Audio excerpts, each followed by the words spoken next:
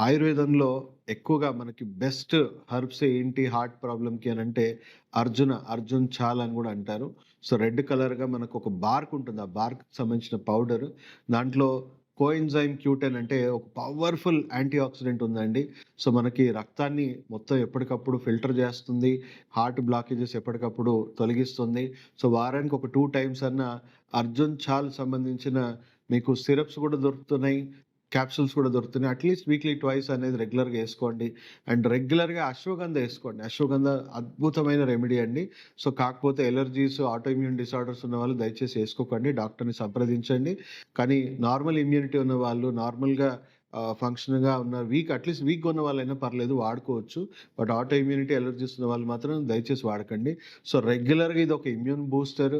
తర్వాత మీ బ్రెయిన్ గూడా మీకు స్ట్రెస్ లెవెల్స్ అనేది తట్టుకునే శక్తిని స్ట్రెస్ మేనేజ్‌మెంట్‌కి గానీ చాలా అద్భుతంగా పనిజేస్తుంది. మీ స్లీప్ క్వాలిటీని మెయింటైన్ జేస్తుంది.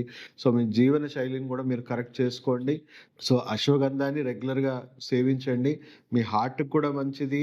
At the same time me mental హెల్త్‌కి కూడా అదొక రెగ్యులర్ బూస్టర్. మీకు మెంటల్‌గా స్ట్రెస్ తట్టుకునే శక్తి సామర్థ్యాలు పెంచుకోవడం. అంటే ఇప్పుడు రోగం రాకుండా రోగనిరోధక శక్తిని పెంచుకోవడం ఎంత ముఖ్యమో, అలాగే మెంటల్ స్ట్రెస్ తట్టుకునే శక్తి వ్యవస్థను గూడా మనము పెంచుకోవాలి. అంటే తట్టుకునే శక్తిని గూడా పెంచుకోవాలి.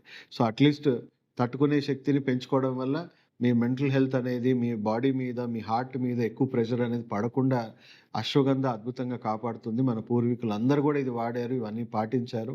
సో, యోగా లాంటివి గూడా చేయండి. కొద్దిసేపు మెడిటేషన్ చేయండి. మెంటల్‌గా మీ బ్రెయిన్‌లో గ్రే మ్యాటర్ డెవలప్ అవుతుంది. సో, మెంటల్ పీస్, మెంటల్‌గా స్ట్రెంత్ అనేది పెంచుకోవడానికి మీకు మెడిటేషన్ గూడా చాలా అద్భుతంగా పనిజేస్తుంది.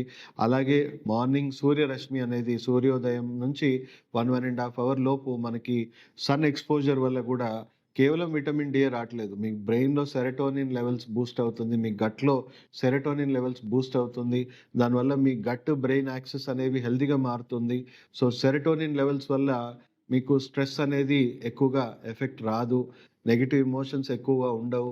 పాజిటివ్ ఎమోషన్స్ ఎక్కువుంటుంది.